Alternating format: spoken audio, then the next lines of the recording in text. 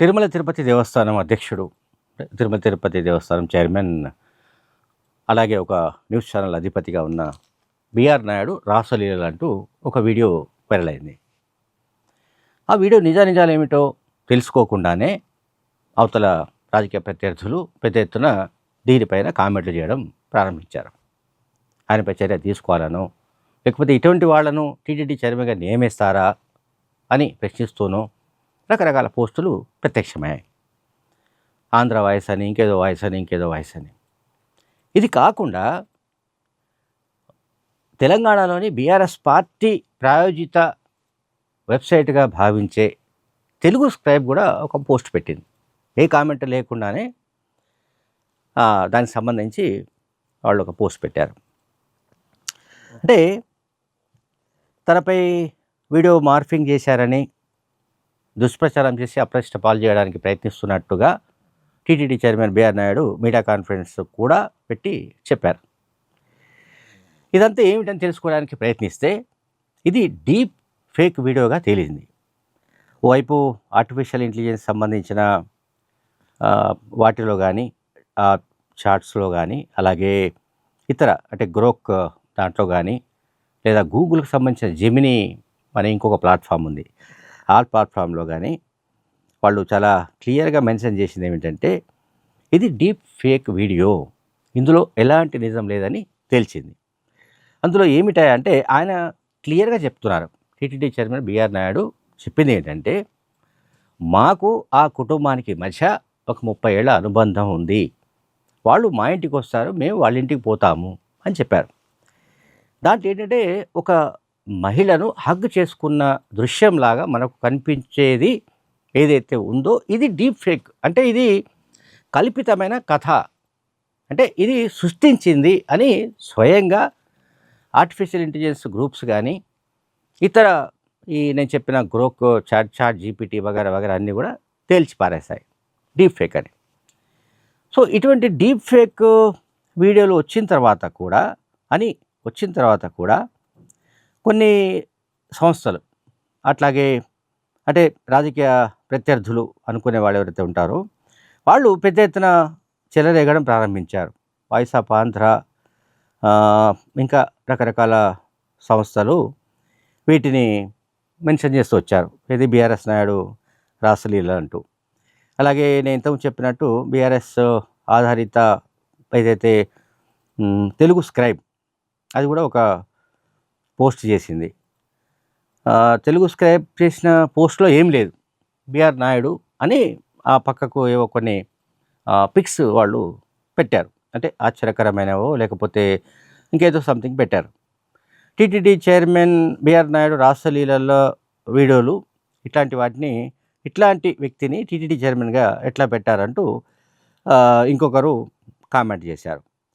And మరొక రాజకీయ party, అంటే ప్రత్యర్థి రాజకీయ పార్టీ, తెలుగుదేశం పార్టీకి ప్రధాన ప్రత్యర్థిగా ఉన్న రాజకీయ పార్టీ, దానికి సంబంధించిన విద్యార్థి విభాగం ఒక పోస్ట్ చేసింది. అందులో ఏముందంటే, disturbing the footage circulating online eligibility involving BR Naidu, if authentic this raises serious questions about conduct at the highest level of TTD Devasthanams. Devotees deserve transparency and accountability. Silence will only deepen mistrust.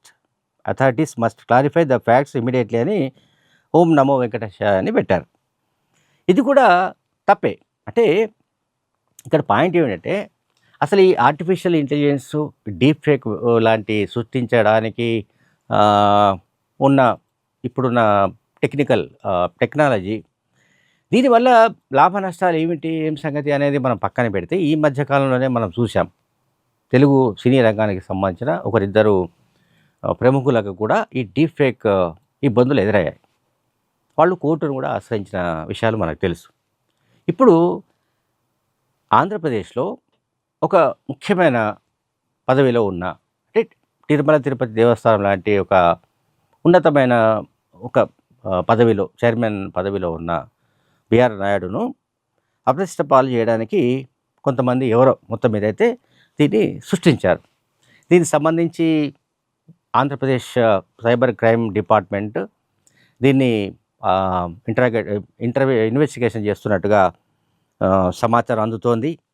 ఆయన అయితే BR Naidu అయితే ఈ deep fake వీడియోల వెనుక, అంటే morphing వీడియోల వెనుక TTD మాజీ చైర్మన్ కరుణాకర్ రెడ్డి పాత్ర ఉన్నట్టుగా ఆయన ఆరోపించారు. 20 ఏళ్ల కిందటి ఫోటోలు మిక్స్ చేసి సోషల్ మీడియాలో పెట్టారని, ఆ మహిళ కుటుంబంతో తమకు 30 ఏళ్లుగా పరిచయం ఉందని ఆయన స్పష్టం చేశారు. ఆ వీడియోలో అసభ్యకరమైనది కానీ, అశ్లీలతతో కూడుకున్నది కానీ ఏమీ లేదు. కొన్ని చోట్ల మార్ఫింగ్ చేశారని ఆయన అన్నాడు. ఎవరు? బిఆర్ నాయుడు గారు. అలాగే తనపై బురద జల్లితే భయపడేవాడిని కాదని కూడా ఆయన స్పష్టం చేశారు. శ్రీవారికి పట్టు వస్త్రాలు తీసుకొచ్చేటప్పుడు సతీ సమేతంగా ఎందుకు రావట్లేదని మాజీ ముఖ్యమంత్రి జగన్మోహన్ రెడ్డి నేను ప్రశ్నించాను. గతంలో రాజశేఖర్ రాలేదు, తర్వాత జగన్ కూడా రాలేదు. భారతి పేరు ఎత్తానని వాళ్లకు కోపం. రోజుకో కుంభకోణం బయటకు వస్తుందనే ఉద్దేశంతోనే నాపై ఈ బురద జల్లడానికి ప్రయత్నిస్తున్నారు.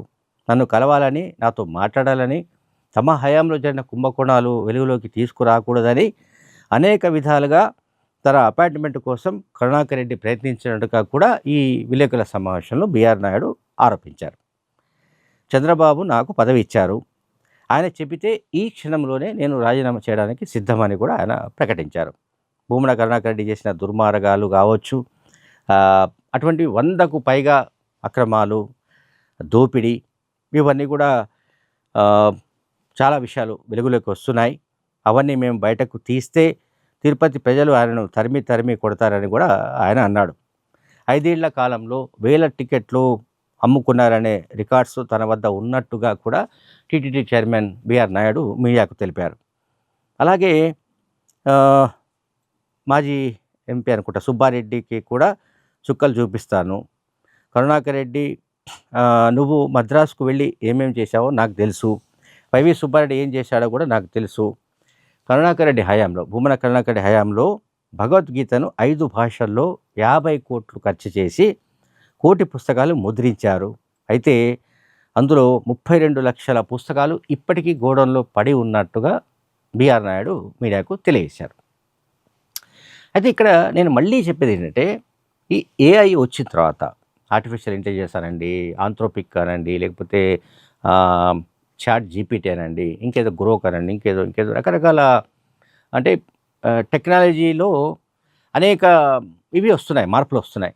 అత్యాధునికమైన మార్పులు అత్యంత వేగంగా చోటు చేసుకుంటున్నాయి.